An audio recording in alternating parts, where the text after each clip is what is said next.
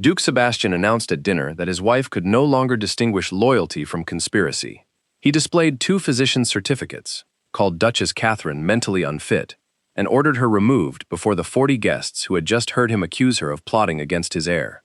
Catherine rose without touching the arm offered by the attendants. She placed her household keys before Sebastian, but kept the small iron key hanging beneath her sleeve. Within hours, that key opened a dispatch box containing instructions prepared for the day her husband tried to seize her property. Her trustees suspended every payment supporting Blackmere Castle. Her brother recalled the family guards. Her father's bank demanded immediate repayment of Sebastian's election loans, while Catherine's solicitor petitioned the Lord Chancellor to examine the physicians who had condemned her without an interview.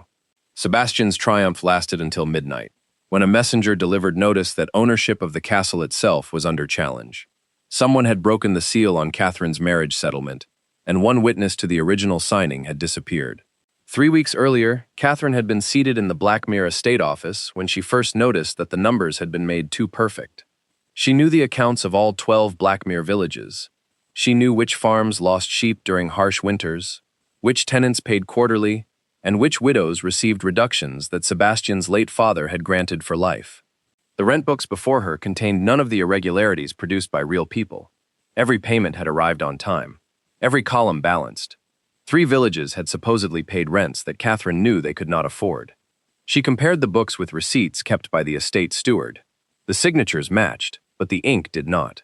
Someone had copied old names onto newly manufactured acknowledgments, concealing nearly £9,000 withdrawn from lands secured under her marriage settlement. Catherine carried the books to Sebastian's study that evening.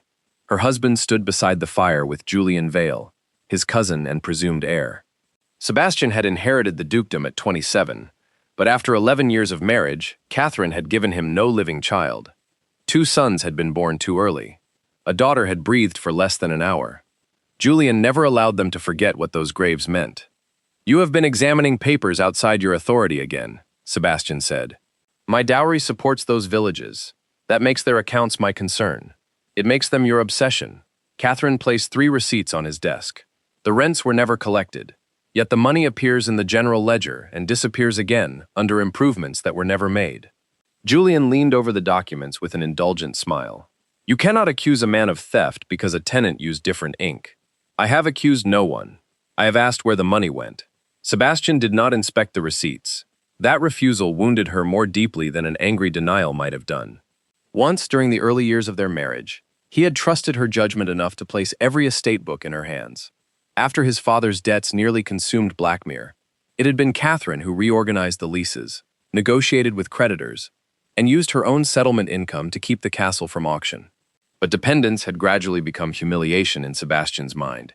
Each time Catherine prevented a loss, he was reminded that her father's money had saved him. Each time she found an error, Julian whispered that she wanted the dukedom governed by merchants and lawyers rather than its rightful lord. "Leave the books," Sebastian said. "Julian will investigate." Catherine studied her husband's face. He authorized the expenditures. Julian's smile vanished. Sebastian rose so sharply that his chair struck the wall. "That is enough." It was the moment he could have chosen differently. He could have opened one ledger. He could have asked his steward a single question. Instead, wounded pride made the decision for him. "You will surrender the estate keys," he said. Catherine slowly closed the rent book. No. That refusal became the first evidence of her supposed instability. Over the following days, servants reported that her desk had been searched. Letters to her trustees vanished before reaching the post. Sebastian dismissed Mr. Harcourt, the steward who had served Blackmere for 26 years, and installed Julian in his place. Then 2 strangers arrived at the castle. Dr. Silas Gresham had the polished manners of a court physician, although Catherine had never heard his name mentioned in London. Dr. Abel Mercer spoke little, and watched her hands as though expecting them to tremble. Sebastian introduced them as guests. Neither man examined her, yet their signatures appeared on the certificates presented at dinner. Now, locked in the east wing beneath the gaze of an unfamiliar attendant, Catherine understood that the false accounts had never been the true objective. They were bait. Someone had wanted her to question them, resist Sebastian, and provide him with an excuse to declare her incapable. A key turned outside her chamber. Her maid, Clara, slipped through the door carrying a candle and a folded sheet concealed beneath her apron. Her face was bloodless. "Your Grace," The messenger from London was attacked near the North Gate. He survived, but the document he carried was taken. The notice concerning Blackmere? Clara nodded. There is more. Mr. Harcourt never reached his sister's house. His carriage was found abandoned beside the western road. Catherine tightened her hand around the little iron key beneath her sleeve. Harcourt had witnessed the signing of her marriage settlement 11 years earlier. He was also the only man outside her family who knew why Blackmere Castle had been included in it. Did he leave anything behind? Clara handed her the folded sheet. It was not a letter, but a page torn from one of the missing rent books. Across the bottom, Harcourt had written 7 words in a hurried hand. The castle deed is false. Search beneath the chapel. Footsteps approached in the corridor. Clara extinguished the candle, but not before Catherine saw dark blood spreading across the back of her maid's glove. Clara, she whispered. Whose blood is that? The lock began to turn. Catherine caught Clara's wrist and pulled her behind the bed curtains, just as the door opened. Dr. Mercer entered with the broad-shouldered attendant who had guarded the corridor since dinner. He carried a medicine glass containing a cloudy liquid. Her Grace requires rest, Mercer said. I require neither medicine nor your permission to refuse it. Mercer's eyes moved toward the bed curtains. Catherine stepped between him and the hidden maid. Drink willingly, he said, or Mr. Pike will assist you. The attendant advanced. Catherine raised her chin. If you force that glass between my teeth, the bruises will be examined by the Lord Chancellor's physician. Shall I describe which of you held my arms? Pike stopped. Mercer's expression tightened. You believe your family can protect you from everything. No. I believe men committing fraud prefer victims who cannot name them. Mercer set the glass beside the bed. By tomorrow, you will be removed to a private house where your father's influence will not reach you. After they left, Clara emerged. Blood covered her glove, but the wound was not hers. The London messenger reached the servants' entrance, she whispered. Mr. Pike stabbed him before I could hide him. He is alive in the old linen room. Catherine folded Harcourt's torn page and placed it inside her bodice. They had only hours before Mercer transferred her beyond Blackmere. The iron key beneath her sleeve opened a narrow service door concealed inside the wardrobe. Catherine had discovered the passage during renovations years earlier and kept its existence from Sebastian after he mocked her concern for emergency exits. She and Clara entered the dark corridor. At the linen room, they found the messenger lying beneath a pile of blankets. His name was Thomas Bell, a clerk employed by Catherine's solicitor. Blood seeped through a bandage around his ribs. The notice was a decoy, Bell whispered. Mr. Fairfax expected it to be stolen. From inside his boot, he removed a second folded document bearing 3 trustee seals. Catherine read it beside Clara's candle. The trustees were not claiming that Sebastian's hereditary title belonged to Catherine, nor could they simply seize an entailed ancestral estate.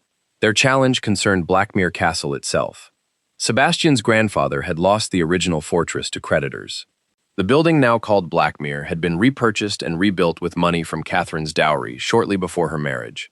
Under the settlement, Sebastian could occupy it only while he honored her separate property rights and allowed the trustees access to its accounts. By declaring her incapable and obstructing the trustees, he had violated those conditions. The notice gives him 48 hours to admit the trustees, Bell said. If he refuses, they will seek possession. Catherine felt no triumph. Sebastian would never yield while Julian stood beside him. Did Mr. Fairfax find Harcourt?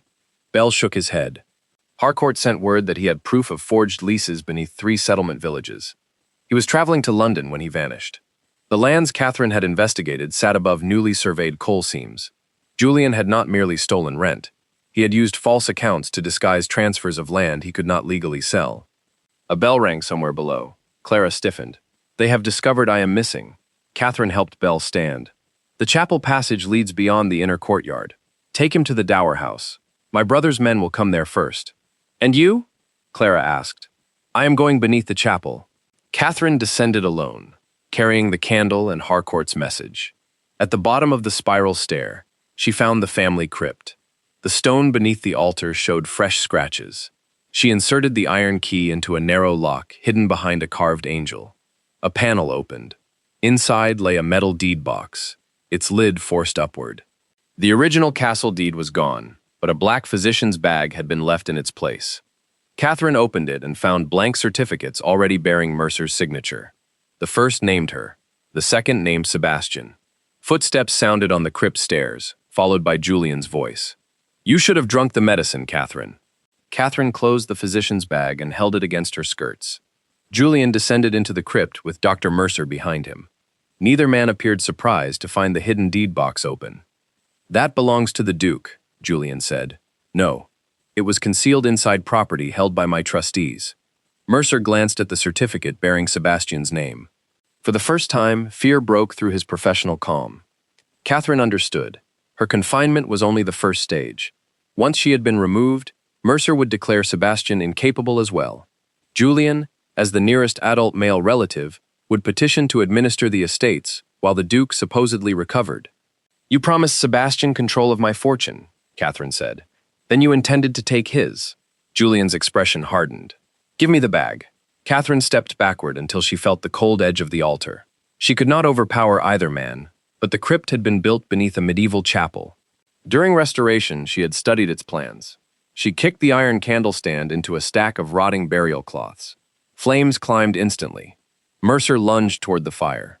Julian seized Catherine's arm, but she drove the iron key across his face. He released her with a curse. Catherine pulled a carved stone beside the altar. A narrow panel opened behind her. She slipped through and slammed it shut as Julian reached for her gown. The passage emerged inside the abandoned sacristy. Catherine barred the door, crossed the chapel, and found Sebastian waiting near the entrance. His gaze fell upon the physician's bag. "What have you stolen now?" "Evidence that Julian plans to dispose of us both." Sebastian gave a bitter laugh. "You accuse him because he exposed your interference." Catherine removed the second certificate and handed it to him. His name appeared beneath the printed declaration of incurable delusion. Mercer's signature waited at the bottom, while the date remained blank. Sebastian read it twice. For one brief moment, Catherine saw doubt enter his face. It was the opportunity she had prayed he would take, to question the men he had trusted over her. Then Julian struck the locked sacristy door from the other side. "She forged it," he shouted. "Do not let her manipulate you again." Sebastian looked from the certificate to his wife. Catherine could almost see pride closing over reason. "You had access to my stationery," he said. "You know Mercer's signature." The words ended something inside her. Sebastian had not been deceived beyond choice. He had been given proof, and rejected it, because accepting the truth required admitting that his wife had been right. Catherine took back the certificate. "You will not receive another warning from me." The chapel doors opened behind Sebastian. 6 men entered wearing the dark blue coats of Catherine's family, led by her elder brother, Lord Philip Ashford. Beside him stood Mr. Fairfax, her solicitor, carrying a leather portfolio. Sebastian turned pale. "You have no authority to invade my home." Philip's voice remained controlled. "My sister is being held without lawful examination. I came to remove her. She is my wife. She is not your prisoner." Mr. Fairfax presented the trustee's notice. Sebastian tore it in half without reading past the first paragraph. "You may tell the trustees that Blackmere belongs to the Duke of Ravenscroft." "That question will be decided in court," Fairfax replied. "Until then, every payment from Her Grace's settlement remains suspended." Julian and Mercer emerged from the side passage. Blood ran from the cut across Julian's cheek. "She attacked me," he said. "You have witnessed her violence." Catherine opened the physician's bag before everyone. The signed blank certificates lay inside, but the one bearing Sebastian's name was no longer there. She searched again. It had vanished during the confrontation in the chapel. Mercer pointed toward her sleeve. "She is concealing it." Pike and 2 unfamiliar attendants entered through the opposite door. Sebastian stepped aside, allowing them to approach his wife. Philip moved between them. "Touch my sister, and you will answer to me." "Stand down," Sebastian ordered. "She will be taken to Bellhaven House tonight." Catherine looked at the husband who had once held her through the loss of their daughter. There was pain in his face, but not enough courage to overcome his resentment. She gave the remaining bag to Fairfax. "Let them take me." Philip stared at her. "Catherine, Bellhaven is where Mercer keeps his records. If Harcourt was searching for evidence against these physicians, that is where he would have gone. She would not escape while Julian still possessed the original deed and could destroy every trace connecting him to the stolen land. She needed the records before her family closed the institution. Sebastian mistook her decision for surrender. Relief crossed his face. As Pike fastened restraints around Catherine's wrists, Clara appeared at the chapel entrance. Hidden against her apron was the missing certificate bearing Sebastian's name. Before Catherine could signal her, Julian saw it too. He quietly drew a pistol from inside his coat and followed Clara into the corridor. Catherine twisted against Pike's grip. "Clara!" Sebastian caught her before she reached the corridor. "Enough!" Julian followed her with a pistol. A gunshot cracked through the chapel. Philip shoved Pike aside and ran toward the sound. Catherine followed, despite the restraints biting into her wrists. They found Clara collapsed beside the servants' staircase, one hand pressed to her shoulder. Blood darkened the sleeve of her gown, but she was conscious. Julian had disappeared. Philip knelt beside the maid. "The ball passed through. She will live if we stop the bleeding." Clara caught Catherine's sleeve before Pike pulled her away. Hidden inside her blood-stained palm was a torn corner of the missing certificate, the portion bearing Mercer's signature. Catherine closed her fingers around it and pressed it into Fairfax's hand. Sebastian stood at the end of the corridor. He had seen Julian follow Clara. He had heard the shot. He could no longer pretend that Catherine had invented the danger. "Do not let Mercer take me," she said. "Not after this." For several seconds, Sebastian looked as though he might finally act. Then his gaze moved toward the trustee's notice in Fairfax's portfolio. "The physicians have arranged a place where you can rest until the court reviews the matter," he said. Catherine understood what he truly meant. He needed her removed long enough to secure his election loans and defeat the trustee's claim. Clara's blood had frightened him, but not enough to outweigh the humiliation of admitting his wife had been right. "You know Julian may have tried to kill her. I know only that I heard a shot." The distinction destroyed the last excuse Catherine might have made for him. "You are not being deceived anymore, Sebastian," she said quietly. "You are choosing not to know." He looked away. The carriage carrying Catherine to Bellhaven departed before dawn. Pike sat opposite her, while Mercer rode beside the driver. They had taken the iron key and searched her sleeves, but Fairfax already possessed the fragment of Mercer's certificate. Bellhaven House stood behind high brick walls 10 miles from the nearest town. Iron bars covered the upper windows, and the surrounding trees had been cut back so no patient could approach the road unseen. Mercer removed Catherine's restraints only after the gates closed. "You may still make this comfortable," he said. "Write to your trustees, restore the Duke's credit, and withdraw the challenge to Blackmere. And if I refuse, you will remain here until refusal itself is accepted as proof of your condition." The entrance hall had polished floors and expensive carpets, but the air smelled of damp wool, boiled vegetables, and laudanum. Framed certificates declared Bellhaven respectable. Catherine recognized several signatures from the blank forms beneath the chapel. She allowed Mercer to see her looking. "You expected chains," he said. "I expected men who forged medical judgments to spend more money concealing the locks." His smile vanished. A matron led Catherine upstairs to a narrow room with a barred window and no writing materials. Names and dates had been scratched into the door by former occupants. Some stopped abruptly, as though their owners had either escaped or ceased counting. Beneath the window, one name had been carved repeatedly: Mary Harcourt. Catherine touched the letters but gave no outward reaction. Harcourt had once spoken of a younger sister who died after a fever. He had never mentioned Bellhaven. That evening, the matron brought broth and a glass of cloudy medicine. Catherine did not refuse. Refusal was what Mercer expected, and what his attendants would record. She lifted the glass, swallowed a small mouthful, and allowed the rest to spill into her sleeve when she pretended her hand had begun to tremble. Within minutes, she lay on the bed, with her breathing slow and her eyes half closed. The matron remained until she believed the drug had taken effect. After the door locked, Catherine pressed the wet sleeve against the floorboards and listened. A faint scraping came through the wall. 3 short strokes. A pause. 2 more. Not random scratching. A signal. Catherine answered once with the heel of her shoe. The sound stopped immediately. For the next 2 days, she behaved exactly as Mercer wanted. She spoke slowly, ate little, and allowed the matron to believe the medicine had weakened her. When Mercer asked about the trustees, Catherine said she was considering his proposal. He became less cautious. On the 3rd morning, he permitted her to walk for 20 minutes in a walled courtyard with 6 other women. None appeared violently disturbed. One elderly woman recited legal dates under her breath. Another asked Catherine whether her son had finally come to release her. A thin woman with cropped brown hair passed Catherine without looking at her. "Mary trusted the wrong letter," she murmured. Catherine did not turn. At the next circuit, the woman spoke again. Her brother came searching for it. "Who are you?"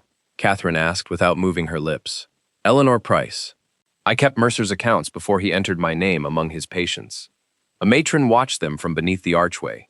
Catherine bent as though adjusting her shoe. "Is Harcourt here?" Eleanor continued walking. "If you truly know him, Tell me what he carried when he came. Catherine understood the test. Eleanor would not risk herself merely because a new prisoner claimed to be a duchess. A page from a Blackmere rent book, she said. 3 villages had paid money they never possessed. For the first time, Eleanor looked at her. The matron rang a bell, ending the walk. That night, the scratching returned through the wall. Catherine answered with the same pattern. A whisper followed through the ventilation grate near the floor. Mercer keeps 2 histories of every patient, Eleanor said. One for the inspectors, one for the people who pay him. Where? I will not tell you until I know how you intend to remove it. Catherine respected the refusal. It was the first sensible answer anyone inside Bellhaven had given her. My solicitor will seek a warrant, she said, but he needs proof that sane prisoners and hidden records exist. A copied page will be called the invention of a lunatic. Then we give him something Mercer cannot deny receiving.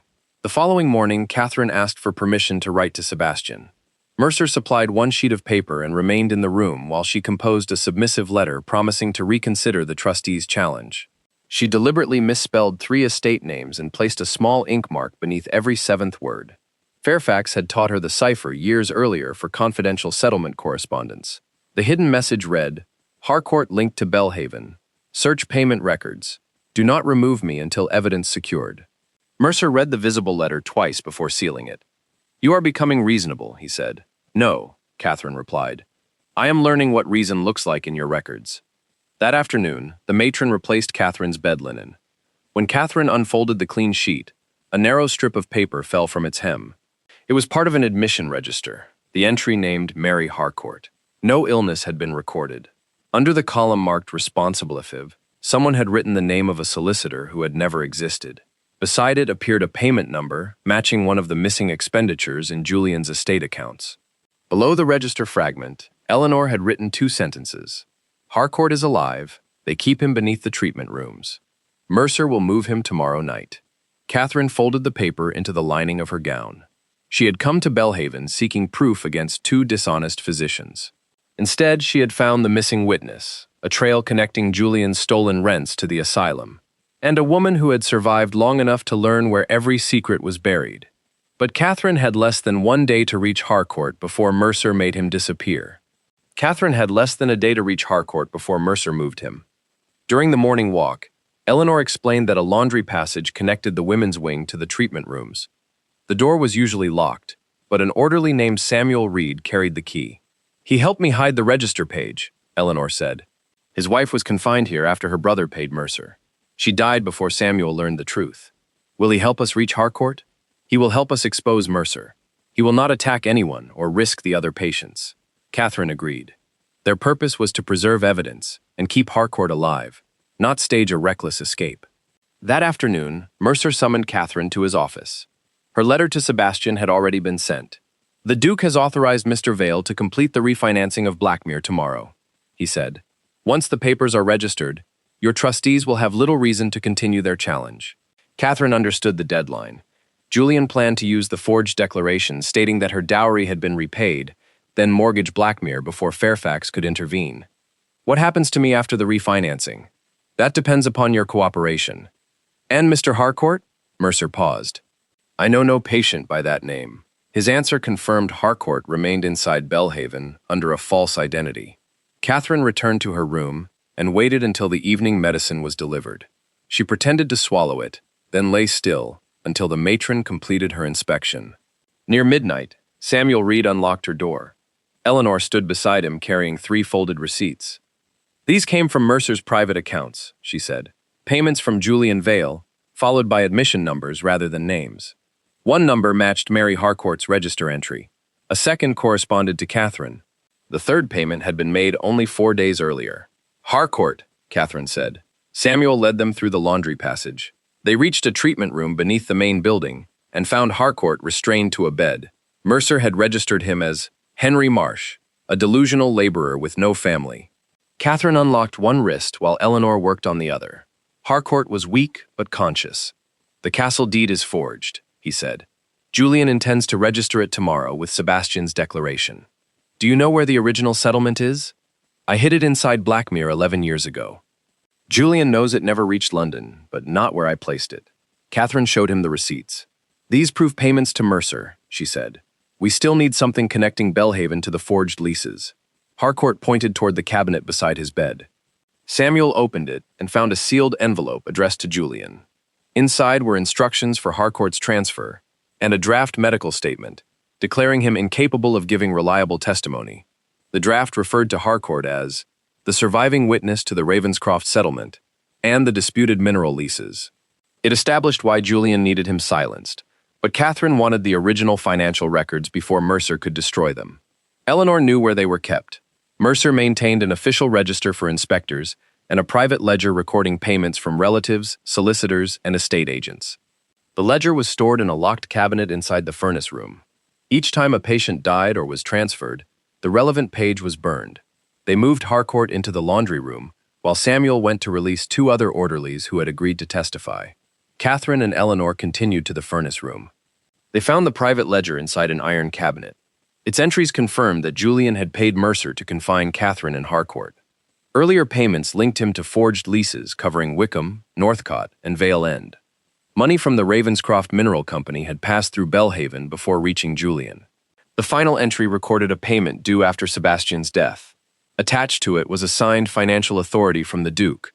The signature appeared genuine, but the instructions had been added afterward. Catherine did not attempt to copy the entire ledger. She removed only the attached authority and two original receipts bearing Julian's seal. Eleanor retained the register fragments she had hidden over several months. Together, the documents could be compared with the complete ledger once Fairfax obtained a warrant. A bell rang upstairs. Mercer had discovered Harcourt's empty room. "Take the authority to Samuel," Catherine told Eleanor. "If we are separated, he must deliver it to Fairfax." Mercer entered the furnace passage with Pike and two attendants before Eleanor reached the stairs. "You have mistaken documents for freedom," Mercer said. "A court will believe two physicians before it believes three patients." "Then the court can hear from your orderlies," Catherine replied. Samuel appeared behind them with four Bellhaven employees. None carried weapons. They simply refused to obey Mercer's order to seize the women. Outside, constables struck the front gate. Catherine's coded letter had reached Fairfax. The deliberate errors led him to compare Harcourt's disappearance with Bellhaven's admission records. Clara's certificate fragment and the attacked messenger's testimony had been sufficient for a magistrate to issue a warrant. Mercer grabbed the private ledger and threw it into the open furnace. Eleanor pulled Samuel back before he could reach into the flames. Catherine did not pursue the burning book. The original receipts, admission fragments, Julian's letter, and Sebastian's signed authority were already outside Mercer's control. The constables entered minutes later. Pike surrendered. Mercer was arrested after attempting to leave through the service yard. Julian was nowhere in Bellhaven. A search of Mercer's desk uncovered a message prepared for his carriage. "The Duke will sign the final mortgage at noon. Once Blackmere is secured, serve him the burgundy reserved for the council." Harcourt read the instruction twice. "That was how they killed my sister," he said. Mercer placed foxglove in her wine and recorded the death as a seizure. Catherine looked at the clock. Sebastian was about to sign away her property to the man preparing to murder him, and noon was less than an hour away. Philip's carriage left Bellhaven with Catherine, Fairfax, Harcourt, and the seized documents. A constable rode ahead with orders to detain Julian and prevent any deed from leaving Blackmere. They arrived shortly before noon. The estate council was gathered in the library. Sebastian sat beside Julian, with the forged castle deed and mortgage papers before him. Gideon Thorne of the Ravenscroft Mineral Company waited for the final signature. A servant approached, carrying red burgundy. "Do not serve that wine," Catherine ordered. Julian rose. "She has escaped lawful confinement." "The confinement was based on certificates signed without an examination," Fairfax said. "Dr. Mercer is under arrest, and a magistrate has authorized the seizure of Bellhaven's records." Catherine handed the intercepted instruction to the constable. The wine steward was searched. Inside his coat, they found a small bottle labeled as heart medicine and 50 pounds in mining company notes. Harcourt examined the bottle. "Foxglove," he said. "The same preparation used before my sister's death."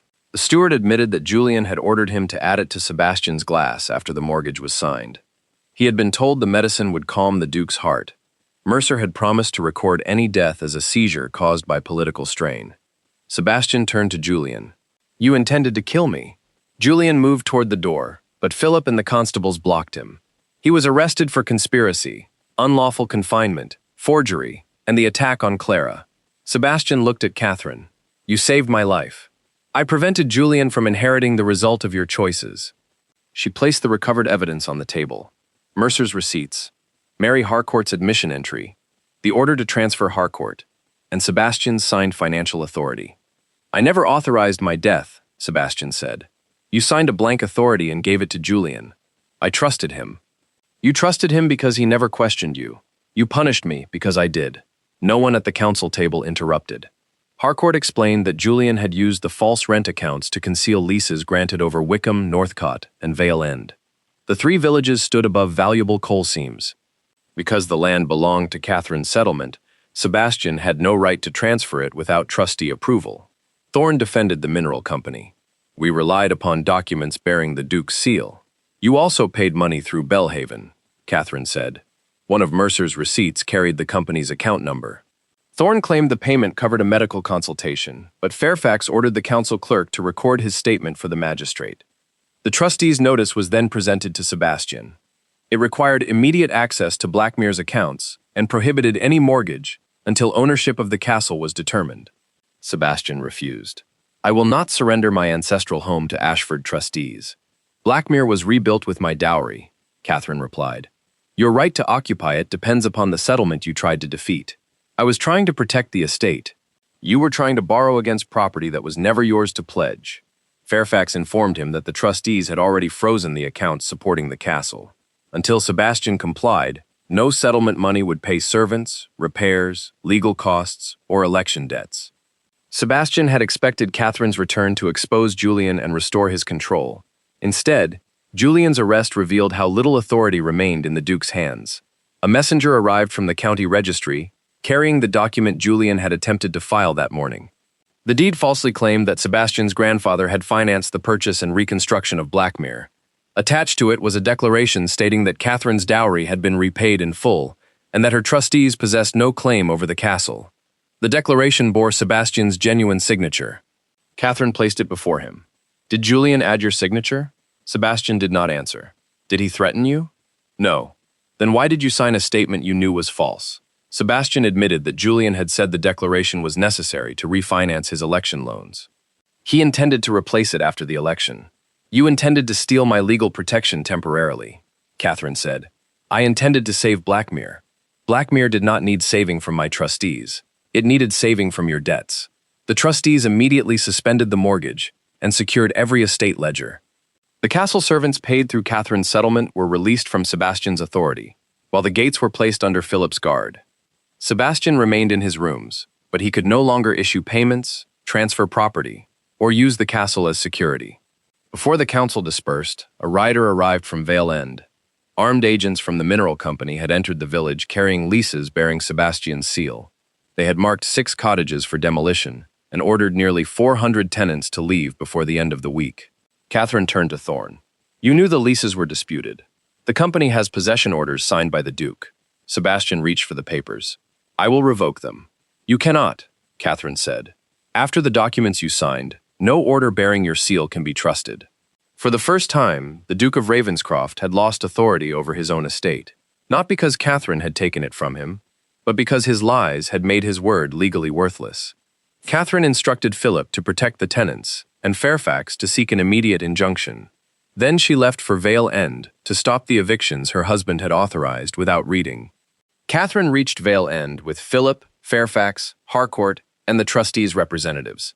Agents of the Ravenscroft Mineral Company had marked 6 cottages for demolition. Their supervisor carried possession orders bearing Sebastian's seal and warned that any tenant who remained would be treated as a trespasser. Nearly 400 people in Vale End, Wickham, and Northcote could lose their homes if the forged leases were accepted. Catherine presented the trustees' notice. These lands belong to my marriage settlement. Until a court determines ownership, your company has no uncontested right to remove anyone. The supervisor refused to withdraw without instructions from Thorne. Catherine did not threaten him. She gave Fairfax authority to seek an emergency injunction, then ordered the trustees to establish a temporary office in the village schoolhouse. Every tenant received written confirmation that their existing leases remained recognized by the trustees. Their rents would be accepted without penalty. Legal representation would be provided at Catherine's expense. No family should surrender possession voluntarily.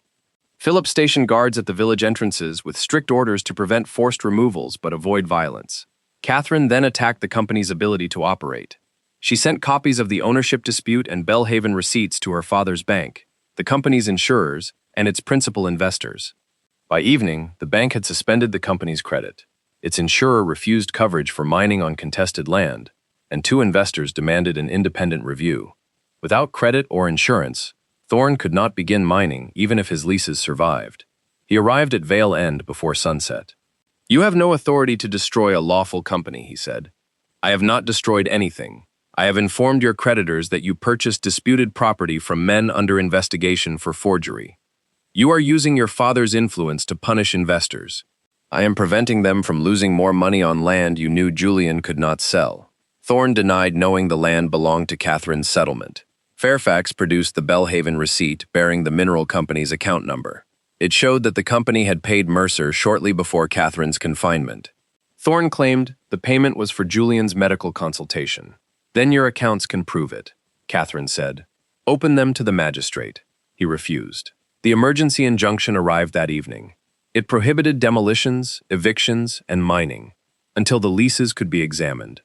Thorne ordered his agents to leave the village, but warned that the company would challenge Catherine's legal capacity. "The Duke declared you insane," he said. "Until the Lord Chancellor invalidates those certificates, your instructions to the trustees may be contested." Catherine knew he had identified the remaining weakness. Mercer's arrest proved misconduct, but the certificates had not yet been formally set aside. Julian's lawyers could argue that Catherine lacked the capacity to direct the trustees when they suspended the leases.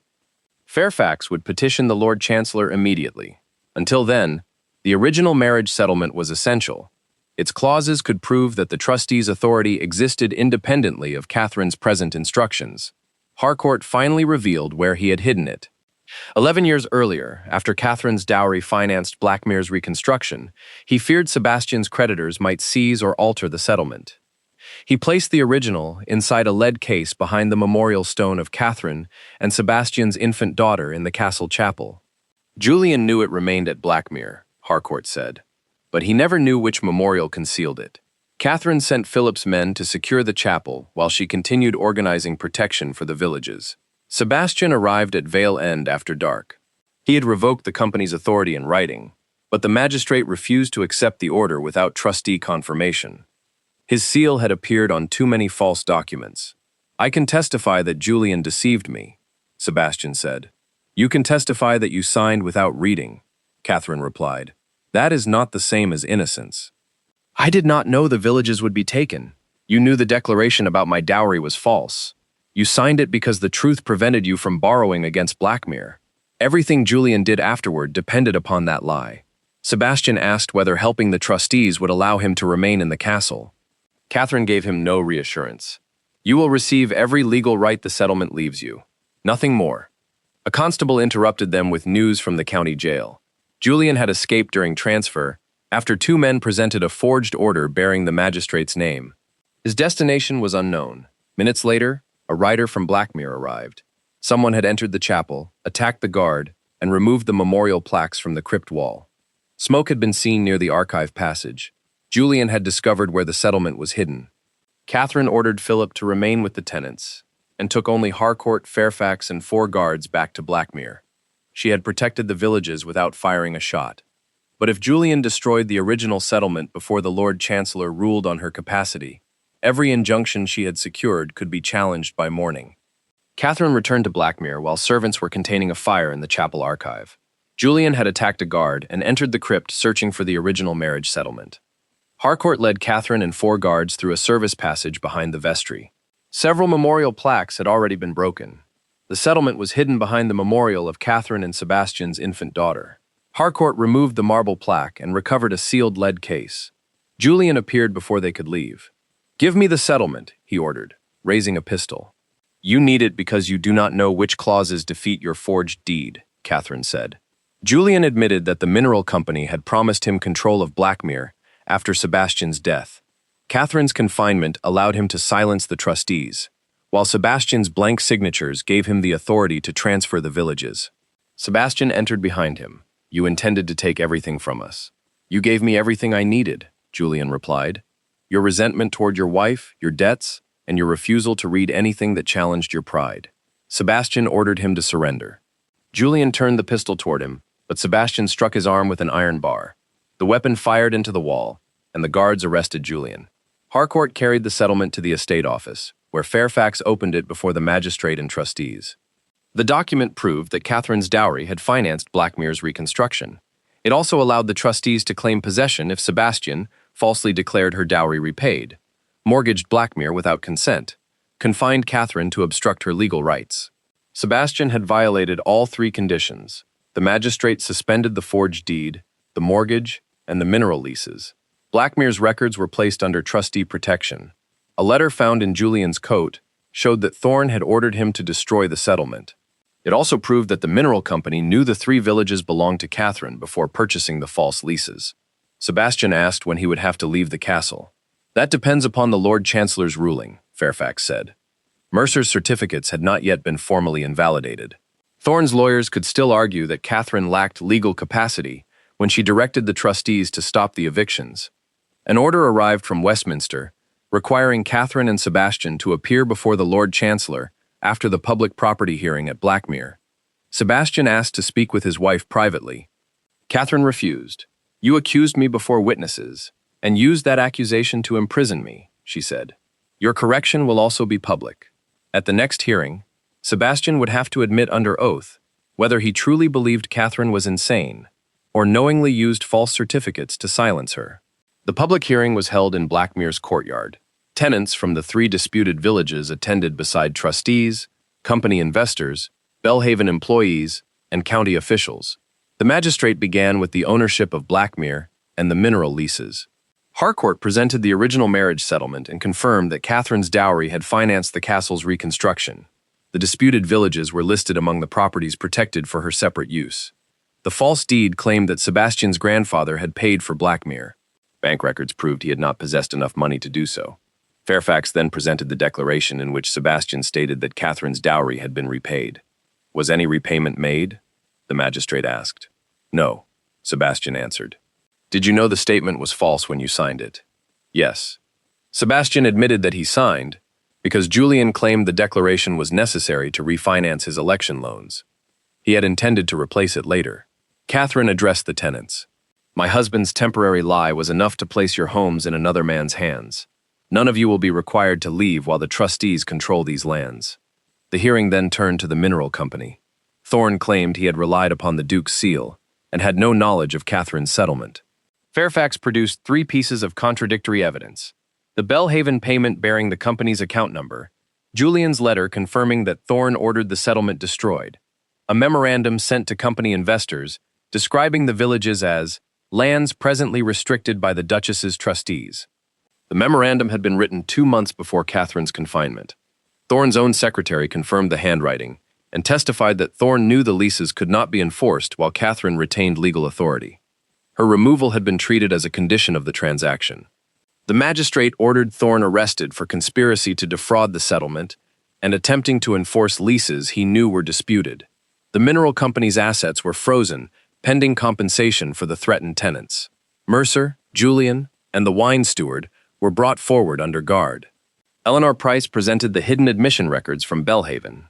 Samuel Reed identified the private payment system, while Harcourt testified that Mercer had confined him under a false name to prevent him from challenging the forged deed. Clara described Julian's attack and produced the torn portion of Sebastian's second certificate.